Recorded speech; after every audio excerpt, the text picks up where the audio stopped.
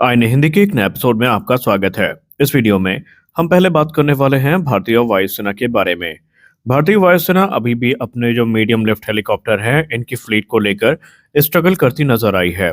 हमें ये उम्मीद थी कि अगर आईएमआरएच प्रोग्राम सही समय पर एग्जीक्यूट किया गया तो शायद हमें 2035 तक मी-17 का एक परफेक्ट रिप्लेसमेंट देखने को मिल जाएगा।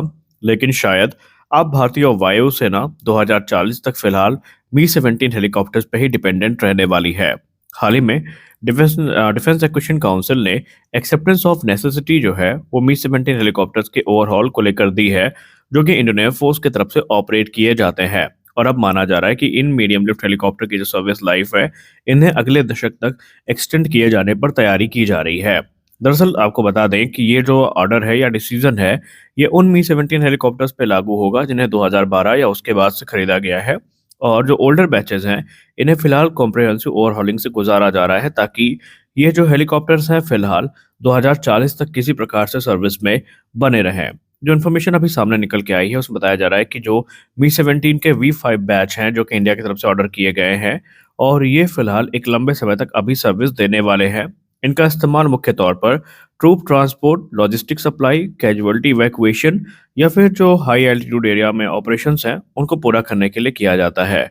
और इंडियन एयरफोर्स ने अप्रॉक्सीमेटली 150 मी-17 वी-5 जो हेलीकॉप्टर्स हैं इन्हें अपने सर्विस में इंडक्ट किया है। और इस समय निस्संदेह हम इस बात से इनकार नहीं कर सकते कि जब भी बात होती है medium lift rotary wing fleet की तो मी-17 वी-5 हेलीकॉप्टर भारतीय वायुसेना की बैकबोन बनकर सामने आते हैं। और यही कारण है कि जब तक इनके लिए परफेक्ट रिप्लेसमेंट आ नहीं जाता, भारतीय वायुसेना जो मी-17 वी-5 की फ्लीट है उसे लंबे समय तक सस्टेन करने वाली है। और आईएमआरएच के आने के बाद ही इनका जो चरणबद्ध रिटायरमेंट है वो शुरू हो जाएगा।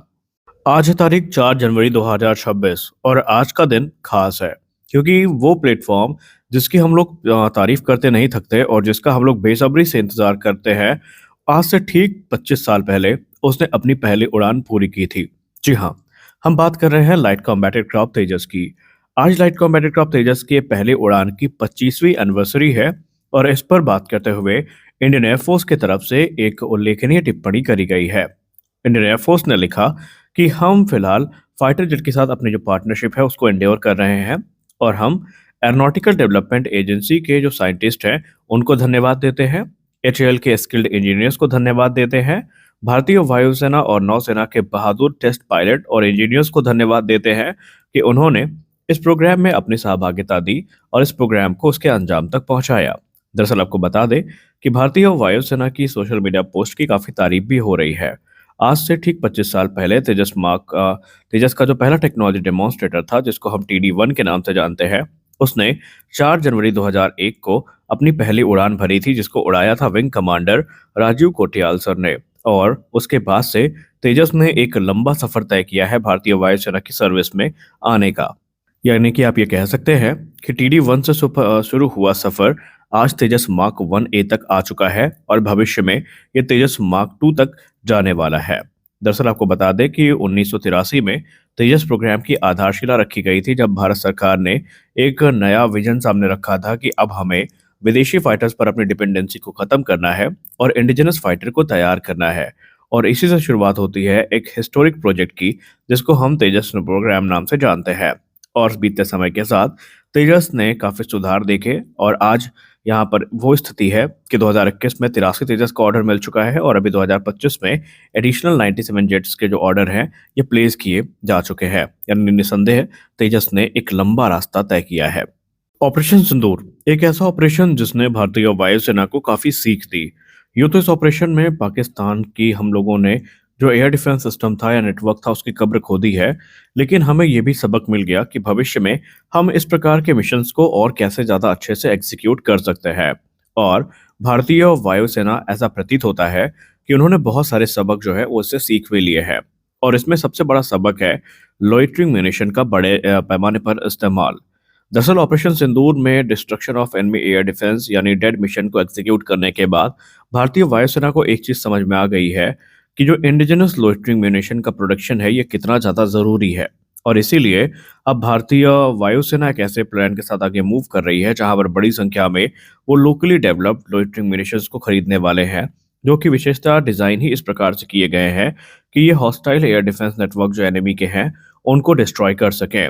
और ये एक्सपीरियंस भारतीय वायुसेना को मिला है ऑपरेशन सिंदूर में इनके सक्सेसफुल परफॉर्मेंस से, जहां पर एनिमी के मल्टीपल एयर डिफेंस सिस्टम्स को जो लोइटरिंग म्यूनिशन है उन्होंने हिट किया था। और भारतीय वायुसेना ये मानती है कि अगर सही मायने में हमें एयर सिक्योरिटी मेंटेन करके रखनी है तो सबसे प्राइमरी टारगेट होते हैं मॉडर्न रेडार और जो दूसरे सैम सिस्टम है, और इनको डिस्ट्रॉय करना उतना ही ज़रूरी होता है।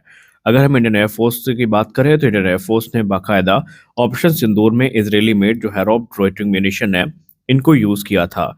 और शायद ये पहली बार था भारतीय वायुसेना ने जो ट्रेडिशनल वॉर है उससे हट करके जो न्यू जनरेशन वॉर है उसमें कदम रखा था और लोइटरिंग म्यूनिशन का बड़े पैमाने पर इस्तेमाल किया था, जिनका जवाब पाकिस्तान के पास नहीं था। और यही कारण है कि भारतीय वायुसेना अब बड़ी संख्या में इनको खरीदने वाली है। आपको बता दें कि इस प्रकार के जो ड्रोन होते हैं ये एनिमी के रडार साइट्स को ढूंढने के बाद उनको डिस्ट्रॉय करने में एक महत्वपूर्ण भूमिका निभाते हैं।